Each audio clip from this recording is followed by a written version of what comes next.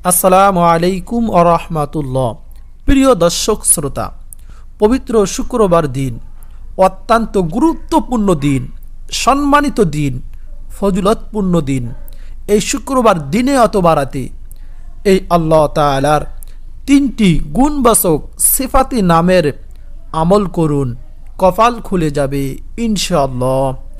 ওই নারী পুরুষ কতই নাই ভাগ্যবান যে আমলটি করবে, কারণ এই গুণবাচক তিনটি নাম পড়ে আল্লাহ তাআলার কাছে যা চাইবে আল্লাহ রব্বুল আলামিন তাই তাকে দিয়ে দিবেন, যদি সেটা কল্যাণজনক হয় তার জন্য।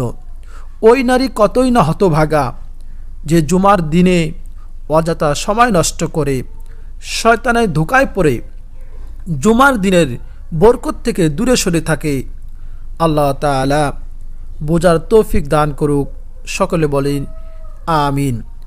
আমার দীর্ঘ বিশ্বাস, যদি আপনি আমল করাকে পছন্দ করে থাকেন, যদি আপনি চান আল্লাহ তাআলা আপনার সকল দুঃখ, কষ্ট, পেরেশানি, হতাশা দূর করে দিক, তাহলে আমলটি করবেন ইনশাআল্লাহ। আমি আপনাকে বলবো, কষ্ট করে এই শুক্রবার দিনে অথবা রাতে আমলটি করুন। তারপর দুহাত তুলে চোখের পানি ছেড়ে দিয়ে মহান আল্লাহ তাআলার কাছে সাহায্য চান।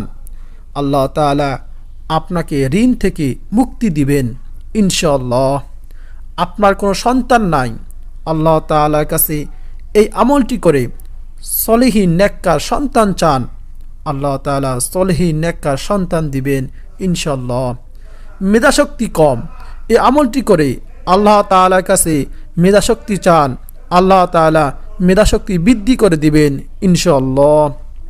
প্রিয় দর্শক শ্রোতা, সর্বোপরি কথা হলো, এই আমল করে আল্লাহ তাআলার কাছে যা যা চাইবেন মহান মালিক আপনাকে খালি হাতে ফিরিয়ে দিবেন না ইনশাআল্লাহ। আপনার সমস্ত চাওয়া পাওয়া পূরণ করবেন ইনশাআল্লাহ। প্রিয় দর্শক, আজকের আলোচনাটি অনেক গুরুত্বপূর্ণ আলোচনা, তাই অনুরোধ করব মনোযোগ সহকারে শেষ পর্যন্ত দেখতে থাকুন। প্রিয় দর্শক, এখন চলুন একটু প্রার্থনা করে নেই। হে মহান দয়ালু প্রেময় আল্লাহ তাআলা, আপনি আপনার রহমান রহিম নামের ওসিলায় আমাদের দুঃখ, কষ্ট, পেরেশানি, হতাশা দূর করে দিন। সকলের মনের আশা পূরণ করে দিন। আমাদের সকলের মনের আশা আকাঙ্ক্ষা পূরণ করে দিন। আমাদের অভাব অনটন দূর করে দিন। সকলে বলি আমিন। প্রিয় দর্শক, তো চলুন বিস্তারিত জেনে নেই। আমি আমলটি কথা বলবো, তার আগে কষ্ট করে জুমার দিনের ফজিলত, গুরুত্ব সম্পর্কে শুনুন। ইসলামের দৃষ্টিতে পবিত্র জুমা ও জুমাবার রাত দিন অপরিসীম গুরুত্বপূর্ণ। জুমার দিনকে সপ্তাহে ঈদের দিন বলা হয়েছে। জুমার দিনের সওয়াব ও মর্যাদা ঈদুল ফিতর ও ঈদুল আজহারের মতোই। এদিন ইসলামের ইতিহাসে বড় বড় মহৎ কিছু ঘটনা ঘটেছে। জুমার গুরুত্ব আল্লাহ তাআলার কাছে এত বেশি যে পবিত্র কোরআনে জুমা নামে একটি স্বতন্ত্র সূরা নাজিল করা হয়েছে। মহান আল্লাহ তাআলা পবিত্র কোরআনে ইরশাদ করেন যে, হে মুমিনগণ, জুমার দিন যখন নামাজের আহ্বান জানানো হয়, তখন তোমরা আল্লাহকে স্মরণে মসজিদে গিয়ে যাও এবং বেচা কেনা দুনিয়াবি যাবতীয় কাজকর্ম ছেড়ে দাও। এটা তোমার জন্য কল্যাণকর যদি তোমরা জানতে। সূরা জুমা আয়াত 9 নম্বর আয়াত। রাসূল করিম সাল্লাল্লাহু আলাইহি সাল্লাম একটি হাদিসে বলেছেন, মুমিনের জন্য জুমার দিন হলো সাপ্তাহিক ঈদের দিন। ইবনে মাজাহ শরীফের হাদিস। প্রিয় দর্শক শ্রোতা, এই দিনে হযরত আদম আলাইহিস সালাতু ওয়াস সালামকে সৃষ্টি করা হয়েছে। এই দিনটাকেতেই হযরত আদম আলাইহিস সালাতু ওয়াস সালামকে জান্নাতে প্রবেশ করানো হয়। এই দিনেই তাকে জান্নাত থেকে বের করে দেওয়া হয়, আর এই দিনেই কিয়ামত অনুষ্ঠিত হবে। মুসলিম শরীফের হাদিস। হযরত নবী করিম সাল্লাল্লাহু আলাইহি সাল্লাম আরও ইরশাদ করেছেন যে, জুমার দিন দোয়া কবুল হয় এমন একটি সময় আছে।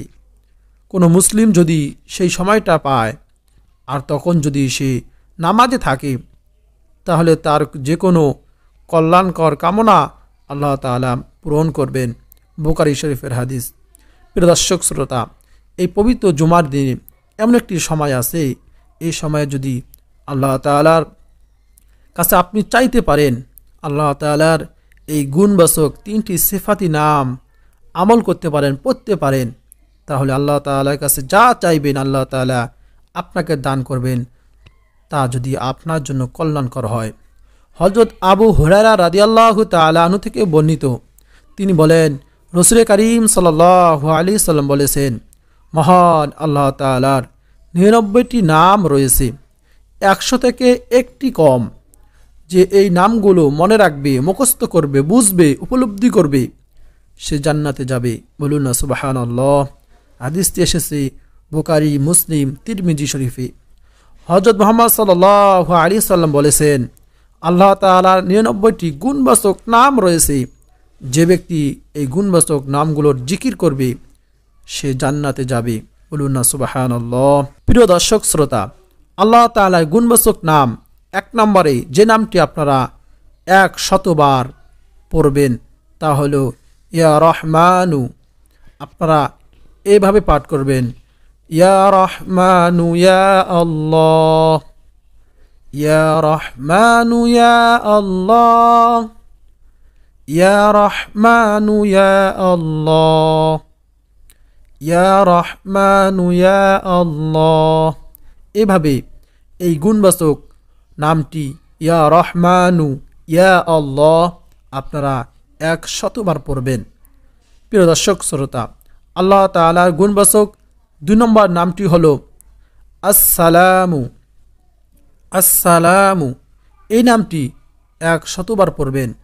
এভাবে পড়বেন, আসসালামু ইয়া আল্লাহ, আসসালামু ইয়া আল্লাহ, আসসালামু ইয়া আল্লাহ, আসসালামু ইয়া আল্লাহ।